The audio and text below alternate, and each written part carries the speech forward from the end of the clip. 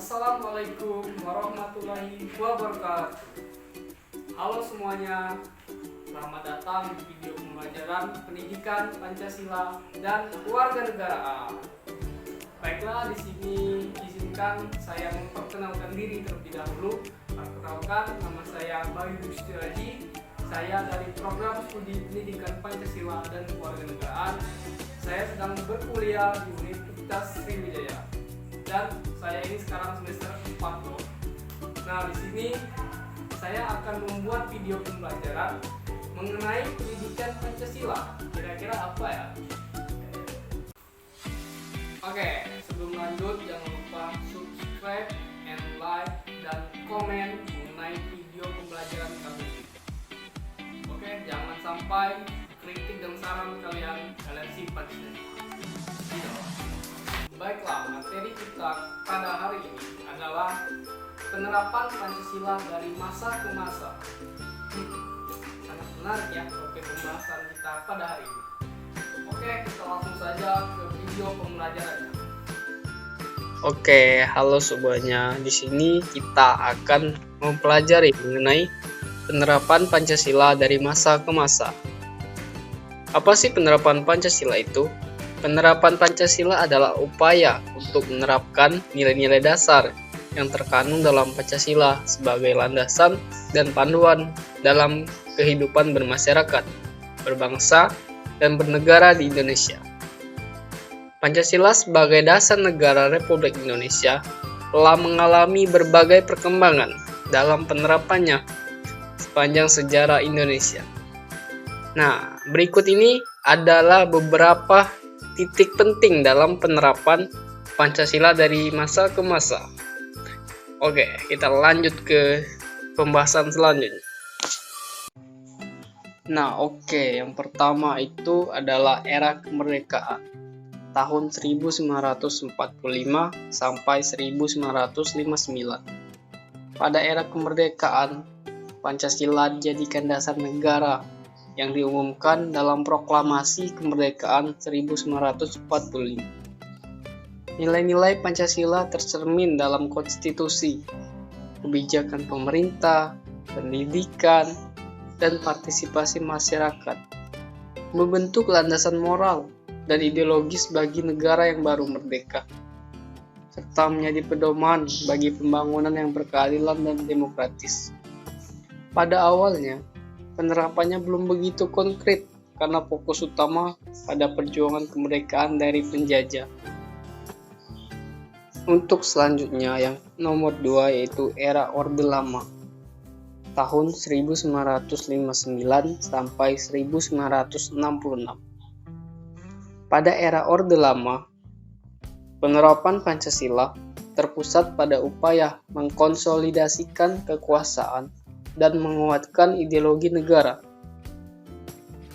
Hal ini tercermin dalam pembentukan konstituante untuk menetapkan Pancasila sebagai ideologi negara, serta menguatkan lembaga-lembaga negara dan partai politik yang diharapkan memperkuat landasan Pancasila dalam penyelenggaraan negara. Pancasila diberi peran lebih besar dalam kehidupan politik dan sosial. Pemerintah Orde Lama mengadopsi konsep Pancasila sebagai ideologi negara dan melarang partai politik yang tidak mengakui Pancasila.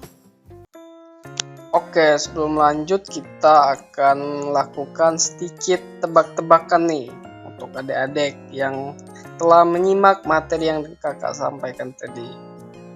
Nah, mungkin langsung saja nih kakak sampaikan ya mengenai tebak-tebakan kita. Nah, kita tadi sudah membahas penerapan Pancasila di era kemerdekaan dan era Orde Baru. Nah, kakak bakal kasih opsi nih, nanti adik-adik jawab ya. Yang pertama itu opsinya ini, penerapan Pancasilanya terpusat pada upaya mengkonsolidasikan kekuasaan dan menguatkan ideologi negara. Itu opsi 1. Ingat adik-adik. Terus opsi keduanya, penguatan lembaga-lembaga negara dan partai politik yang diharapkan memperkuat landasan Pancasila dalam penyelenggaraan negara. Itu opsi keduanya. Nah, kira-kira sudah terpikirkan oleh adik-adik? Oke, kakak kasih waktu berapa lama nih untuk menjawabnya? Oke, mungkin adik-adik sudah bisa mikir nih, kakak hitung sampai 10 ya. 1, 2, 3, 4, 5, 6, 7, 8, 9, 10. Nah, apa jawaban adik-adik nih? Pasti ada yang agak bingung kan? Nah, nggak apa-apa, namanya kita sama-sama belajar di sini. Nah, untuk jawabannya itu adalah era apa nih? Aduh, era Orde Lama. Nah, oke, mungkin itu saja sih sedikit tebak-tebakan kita supaya nggak ngantuk nih. Yang ketiga, ada era Orde Baru, tahun 1966 sampai 1998. Pada era Orde Baru, pemerintah menerapkan Pancasila secara ketat sebagai ideologi negara. Hal ini ditandai dengan berbagai kebijakan yang menekankan aspek keamanan nasional, stabilitas politik, serta pembangunan ekonomi. Terdapat pula upaya untuk mengintegrasikan Pancasila ke dalam segala aspek kehidupan masyarakat, termasuk pendidikan, budaya, dan kegiatan sosial.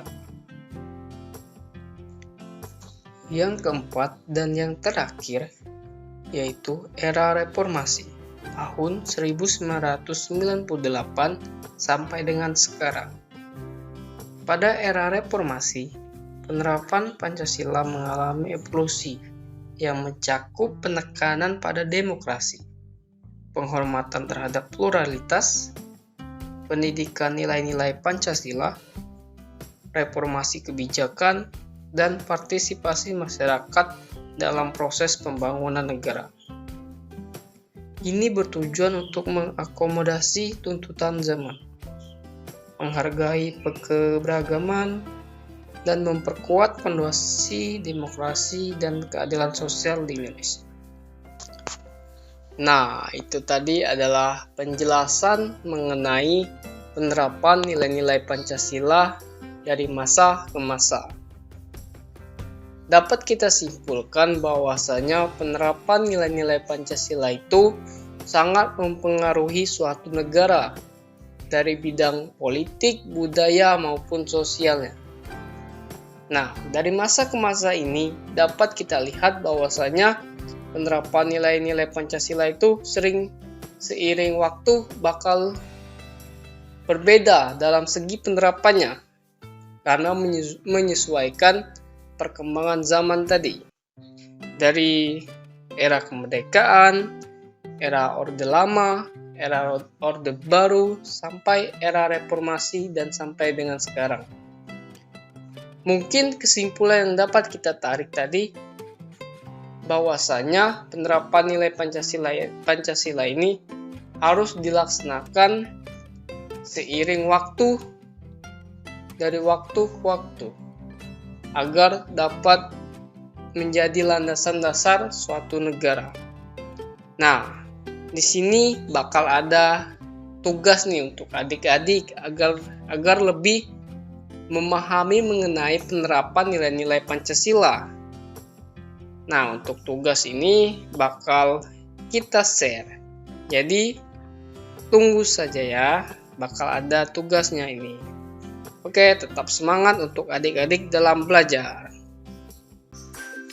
Baiklah, untuk tugas di rumah, kalian cukup mencari perbedaan dari masing-masing era, yang mana dari keempat era ini pasti memiliki perbedaan atau ciri khas tersendiri.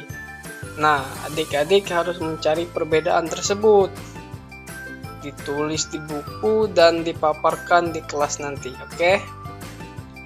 Nah, untuk pembelajaran kita hari ini sampai di sini dulu, yang mana mengenai pembahasan penerapan nilai-nilai Pancasila dari masa ke masa sudah kita bahas tadi. Semoga apa yang sudah dijelaskan tadi dapat dipahami dan dimengerti oleh adik-adik, dan semoga menjadi ilmu yang bermanfaat untuk kita semua. Oke, saya izin untuk pamit undur diri. Semoga sukses selalu.